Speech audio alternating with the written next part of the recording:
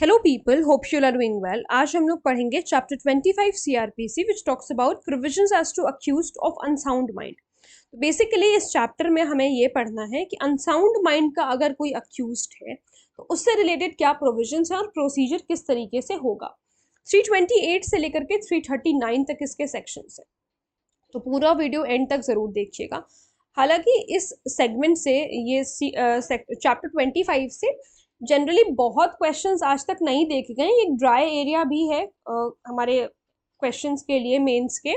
देखो, प्री में तो हर जगह से क्वेश्चंस आते हैं। प्री के लिए तो आपको कवर टू कवर पढ़ना है, जुडिशरी एग्जामिनेशन की बात कर रही हूँ मैं।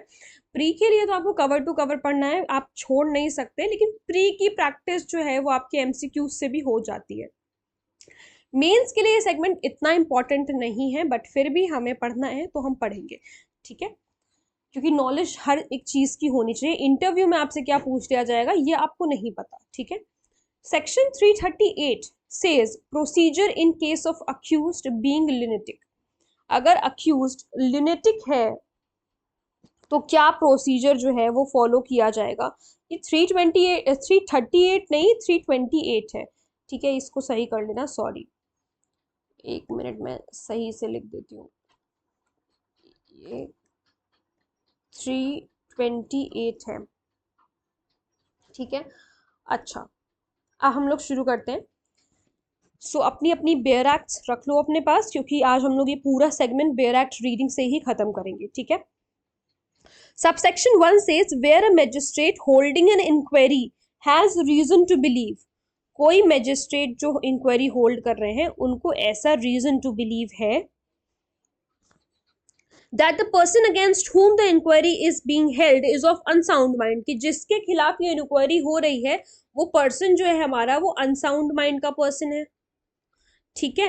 वो अनसाउंड माइंड का पर्सन है and consequently incapable of making his defence. और या फिर जो है वो क्या है, यहाँ पर एंड लिखा है, अनसाउंड माइंड का है या फिर अनेबल है अपने डिफेंस के लिए, वो अपना डिफेंस नहीं कर सकता। The magistrate shall inquire into the fact of such unsoundness of mind। तो magistrate जो है इस फैक्ट को इंक्वायरी करेंगे उस चीज की। And shall cause person to be examined by the civil surgeon। और इस person को कौन एग्जामिन करेगा, सिविल सर्जन एग्जामिन करेंगे of the district or such other medical officer as the state government may direct। तो या तो सिविल सर्जन या फिर कोई भी दूसरा मेडिकल ऑफिसर जिसे स्टेट गवर्नमेंट डायरेक्ट करेगी। And thereupon shall examine such surgeon or other officer as a witness and shall reduce the examination in writing. ये जो भी कुछ एग्जामिनेशन यहाँ पर होगी ये एग्जामिनेशन इन राइटिंग होगी, ठीक है। फिर है, ये तो हुआ हमारा जो है सबसेक्शन 1। सबसेक्शन 1A क्या कहता है, if the civil surgeon finds the accused to be of unsound mind. अगर उन्हें पता चल गया कि अक्यूज जो है वो अनसाउंड माइंड का है, ठीक है, he shall refer such person to a psychiatrist. तो उसको रेफर कर देंगे कहाँ, साइकेट्रिस्ट के पास उसे रेफर कर दिया जाएगा। और क्लिनिकल साइकोलॉजिस्ट फॉर केयर, या तो साइकेट्रिस्ट के पास या फिर साइकोलॉजिस्ट के पास, दो चीजें हैं, for care treatment and prognosis of the condition, and the psychiatrist or the clinical psychologist as the case may be shall inform the shall inform the magistrate। अब ये जो है किसको इन्फॉर्म करेंगे, मैजिस्ट्रेट को इन्फॉर्म करेंगे whether the accused is suffering from unsoundness of mind or mental retardation, कि क्या वो जो अक्यूज्ड है वो अनसाउंडनेस ऑफ माइंड से सफर कर रहा है या नहीं कर रहा है, और या मेंटल रिटार्डेशन से सफर कर रहा है या नहीं कर रहा। Provided that if the accused is aggrieved by the information given by the psychiatric or clinical psychologist। अगर accused aggrieved person हो गया इस मामले में कि ये यहाँ पर जो इन्होंने इंफॉर्मेशन दी है वो गलत इंफॉर्मेशन है या वो जो है अनसाउंड माइंड का नहीं है, तो इस पर्टिकुलर डिसीजन के खिलाफ वो अपील भी कर सकता है। ये बात जो है इसमें लिखी हुई है। So he may prefer an appeal before the medical board, which shall consist of head of psychiatry unit in the nearest government office and a faculty member in the psychiatry in the nearest medical college। Subsection 2 says pending such examination and inquiry, the magistrate may deal with such person in accordance with the provisions of section 330. तो magistrate जो है subsection 2 में लिखा है कि magistrate जो है under section 330 proceed कर सकते हैं, मतलब section 330 में जो बातें अभी हम लोग पढ़ेंगे तो वो उस तरीके से काम करेंगे अगर examination और inquiry pending है तो। Subsection 3 says if such magistrate is informed that the person referred to in subsection 1A is of unsound mind, अब अगर पता चल गया कि ये person unsound mind का है, the magistrate shall further determine whether the unsoundness of mind renders the accused incapable of entering the defense। तो magistrate अब ये देखेंगे कि ये जो इसकी unsoundness of mind है, क्या ये इसको incapable बना रही है इस चीज के लिए कि ये डिफेंस नहीं अपना ले सकता, ये चीज वो देखेंगे। And if the accused is found incapable, और अगर ये अक्यूज मिल गया कि ये इनकेपेबल है, the magistrate shall record a finding to that effect, तो वो रिकॉर्ड करेंगे फाइंडिंग उस इफेक्ट की, and shall examine the record of evidence produced by the prosecution and after hearing the advocate of the accused, जो भी evidence जो है examine करेंगे वो एविडेंस जो कि प्रोसिक्यूशन ने हमारा प्रोड्यूस किया है, प्रोसिक्यूशन का एविडेंस को एग्जामिन किया जाएगा, और अक्यूज्ड को सुनने के बाद अक्यूज्ड के एडवोकेट को सुनने के बाद, but without questioning the accused, यहाँ पर जो है क्वेश्चन नहीं किया जाएगा अक्यूज्ड को, ठीक है, क्वेश्चन नहीं किया जाएगा अक्यूज्ड को। If he finds that no prima facie case is made out against the accuse, उन्हें अगर ऐसा लगता है कि यहाँ पर कोई प्राइमा फेसाई केस बन ही नहीं रहा है, ठीक है, is made out against the accused, he shall instead of postponing the inquiry discharge the accused and deal with him manner provided in section 330। तो इंक्वायरी को पोस्टपोन करने के बजाय वो क्या करेंगे, डिस्चार्ज कर देंगे अक्यूज्ड को, और फिर सेक्शन 330 में जो सारी चीजें लिखी हैं उस तरीके से प्रोसीड किया जाएगा। Provided that if the magistrate finds that a prima facie case is made out against the accused, लेकिन अगर मैजिस्ट्रेट को ये पता चल जाए कि प्राइमा फेसाई केस है accused के against, in respect of whom a finding of unsoundness of mind is arrived at, he shall postpone the proceeding for such period। तो यहाँ पर वो पोस्टपोन कर देंगे। अगर कोई प्राइमा फेसाई केस उन्हें नहीं समझ में आ रहा था तो उन्होंने वो इंक्वायरी को पोस्टपोन ना करके डिस्चार्ज कर देंगे अक्यूज्ड को, और सेक्शन 330 में जो प्रोविजंस दिए हैं उसके अकॉर्डिंग वो प्रोसीड करेंगे।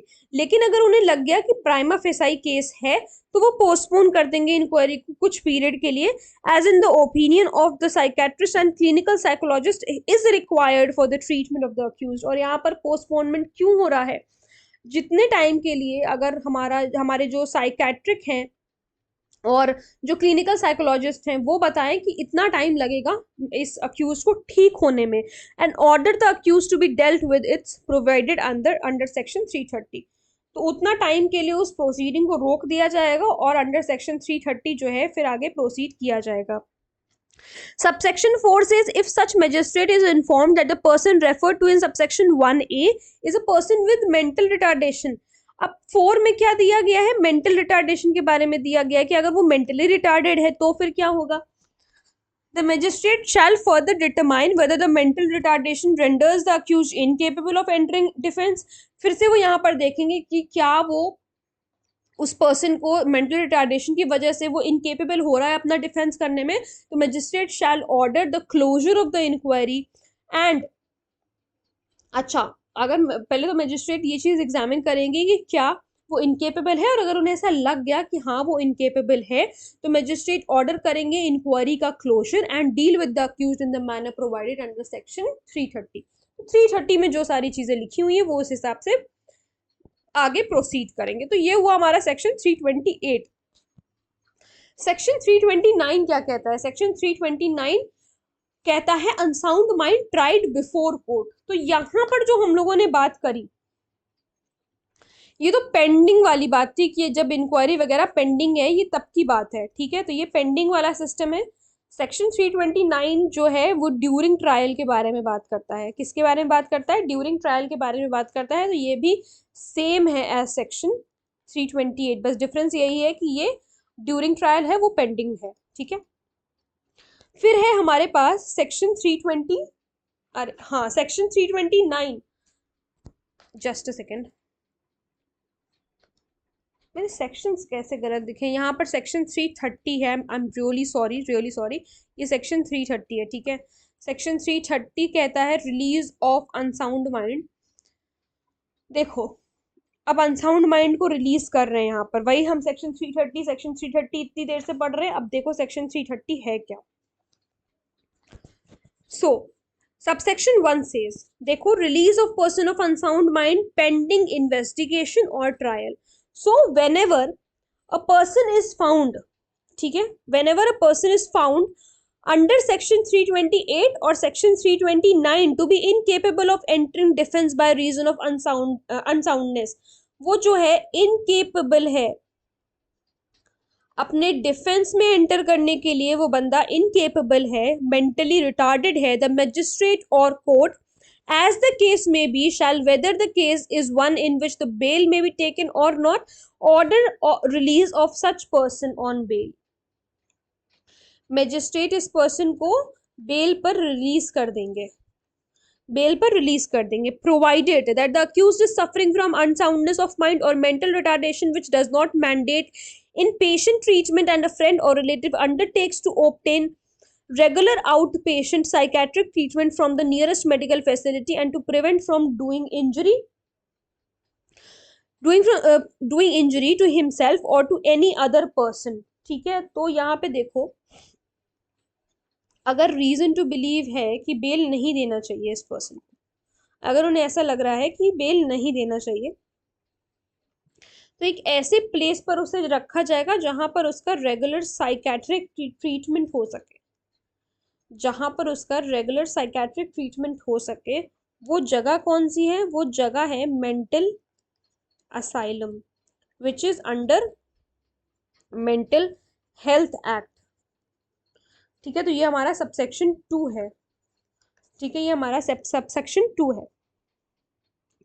प्रोवाइडेड, अच्छा ये वाला हम लोगों ने देख लिया कि उसको मतलब कहाँ पर रखा जाएगा, रेगुलर साइकेट्रिक ट्रीटमेंट जहाँ पर हो सके, और ये मेंटल असाइलम, ये मेंटल हेल्थ एक्ट वाला जो असाइलम है वहां पर। सो subsection 3 says whenever a person is found under section 328 or section 329 to be incapable of entering defense by reason of unsoundness of mind or mental retardation, the magistrate or court as the case may be shall, keeping in view the nature of the act committed and extent of unsoundness of mind or mental retardation। देखो, अगर कोई person ऐसा पाया गया section 328 में, section 329 में, कि वो इनकेपेबल है, अपने डिफेंस में एंटर नहीं कर सकता, किस लिए नहीं एंटर कर पा रहा है, क्योंकि वो अनसाउंड माइंड का है या मेंटली रिटार्डेड है।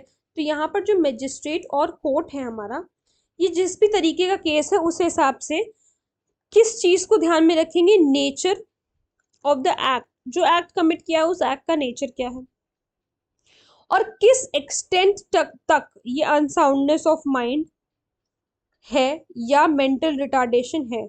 ये सारी चीजें ध्यान में रखने के बाद वो क्या करेंगे, अक्यूज्ड को कर देंगे रिलीज, क्या कर देंगे, रिलीज कर देंगे।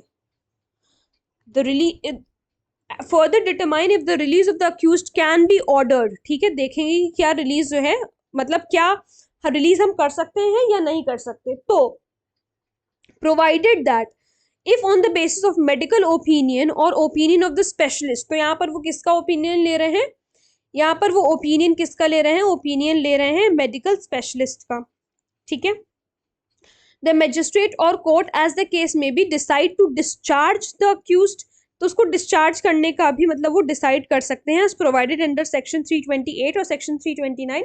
सच release may be ordered if sufficient security is given that the accused shall be prevented from doing injury to himself or to any other person.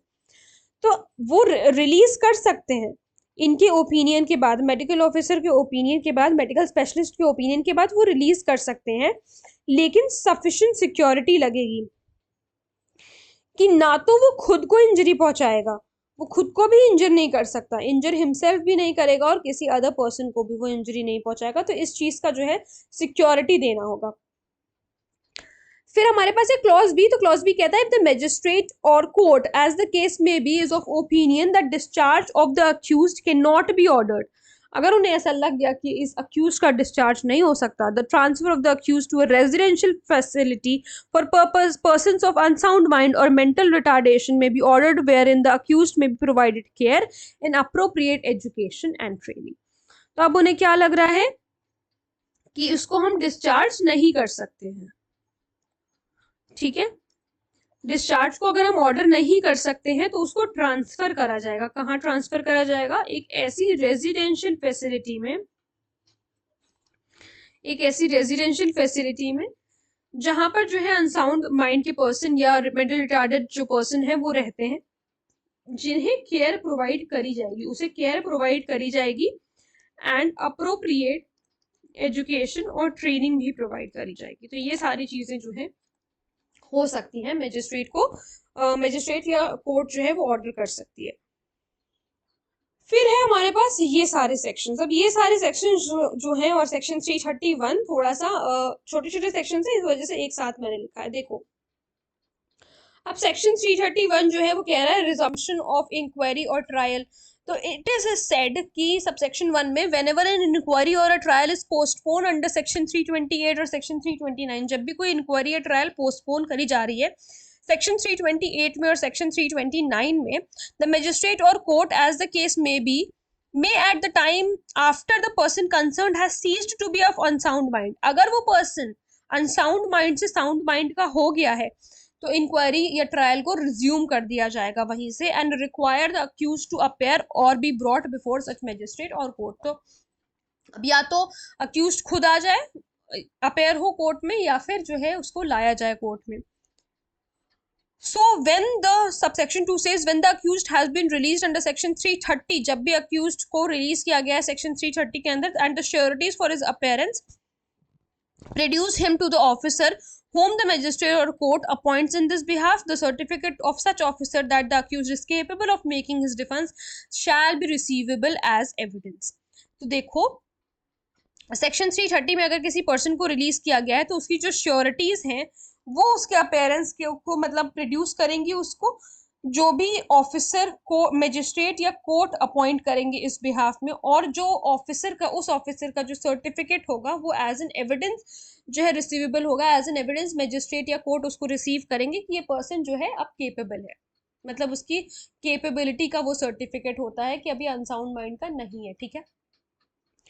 फिर है हमारे पास सेक्शन 332 से procedure on accused appearing before court, before magistrate or court. तो क्या procedure होगा? तो proceed किया जाएगा इंक्वायरी और ट्रायल से, ठीक है, जो भी इंक्वायरी या ट्रायल है उस तरह से प्रोसीड किया जाएगा। सेक्शन 333 से accused appearing of sound mind. अब जो है अक्यूज्ड अगर अपेयर जो हो रहा है वो साउंड माइंड का है, तो पढ़ लेते हैं। When the accused appears to be of sound mind at the time of inquiry or trial, अब जो है वो पता चल गया कि वो साउंड माइंड का है, ठीक हो गया, and the magistrate is satisfied from the evidence given before him that there is a reason to believe that the accused has committed an act, और उसने कोई एक्ट भी कमिट किया है which if he had been of sound mind would have been an offense, और वो एक offence होता अगर वो उस वक्त साउंड माइंड का होता, and that he was at the time when the act was committed by the reason of unsoundness of mind incapable of knowing the nature of the act। देखो 333 क्या कह रहा है, मजिस्ट्रेट या कोर्ट को ऐसा लगता है कि इसने जो ऑफेंस कमिट किया है, मतलब इसने जो एक्ट किया है वो एक ऑफेंस है, और वो एक ऑफेंस तब भी होता जब वो उस वक्त साउंड माइंड का होता, जब इसने ऑफेंस कमिट किया था। तो साउंड माइंड का होता, अभी वो साउंड माइंड का हो गया है, वो पहले अनसाउंड माइंड का था, जब उसने कोई एक्ट किया था तो वो अनसाउंड माइंड का था और उसको नेचर नहीं पता था, ना ही उसको ये पता था कि ये पर्टिकुलर एक्ट वो कर रहा है दैट इज रॉन्ग और कॉन्ट्री टू लॉ। तो magistrate shall proceed with the case and if the accused ought to be tried by the court of session commit him for trial before the court of session. तो magistrate जो है या तो आगे case के लिए proceed करेंगे, ठीक है, क्योंकि अब उन्हें पता चल गया कि ये जो एक्ट इसने किया है अपने अनसाउंड माइंड में वो एक ऑफेंस है, ठीक है। तो मजिस्ट्रेट या तो केस को प्रोसीड करेंगे, या फिर अगर वो उन्हें ऐसा लग रहा है कि ये जो केस है ट्रायबल है bye the court of session तो उसको कमिट कर देंगे कोर्ट ऑफ सेशन को। फिर है हमारे पास section 334। Section 334 says judgment of acquittal on ground of unsoundness of mind. So whenever any person is acquitted upon the ground that at the time which he is alleged to have committed an offense, जिस समय पर उसने offence commit किया, उसके ऊपर जो allegation लगा है, he was by reason of unsoundness of mind, जो था वो अनसाउंड माइंड का था उस समय, incapable of knowing the nature of the act, उसको नेचर नहीं पता था एक्ट का, alleged as constituting the offense, or that it was wrong or contrary to law, the finding shall state specifically whether he committed the act or not. तो जो finding है उसमें लिखा होना चाहिए कि क्या उसने वो एक्ट किया था या नहीं किया था, ठीक है। जो जजमेंट ऑफ एक्विटल है वो तभी आ सकता है, ठीक है, इसी ग्राउंड पर आएगा। फिर सेक्शन 336 है, तो सेक्शन 336 क्या कहता है? Section 336 says person acquitted on such ground to be detained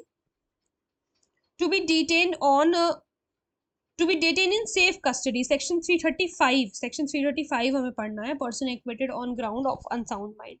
देखो, whenever the finding states that the accused person committed the act alleged, जब भी कभी finding से ऐसा पता चलता है कि accused person ने वो एक्ट कमिट किया है, the magistrate or court before whom or which the trial has been held shall, if the such act would but for the incapacity found have constituted an offence, वो एक offence बन चुका है, clause A, order such person to be detained in safe custody, तो उस person को जो accused है उसको ऑर्डर मतलब करा जाएगा कि उसको डिटेन तो किया जाए लेकिन एक सेफ कस्टडी में किया जाए, in such place and manner as the magistrate or court thinks fit, जहां पर मैजिस्ट्रेट या कोर्ट सही समझती है।